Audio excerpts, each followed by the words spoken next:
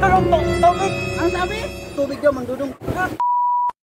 Ang ganda pala dito ah. Oo naman, lalo na paggabi. Rick! Bakit Mang Dodong? Kita mo ba si Quirion at saka si Raymart? Ayun sila oh. Sige, salamat ha. Ayos mo na dito, no? Tingnan mo, Raymart, to, no? Ganda, di ba? Oo. Teka, hindi ba kayo nagkukutom? May pagkain ka ba dyan? Wala. Kayo, wala. Wala. Bumili ka na lang ng merienda natin. May pera ka?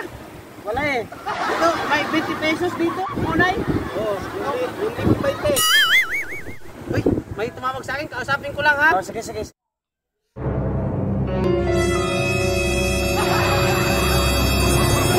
Nandito na yung tinapay. Salamat. Nagugutom na talaga ako. Oh, kain.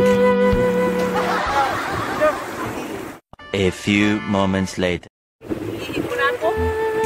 Sabay na lang tayo.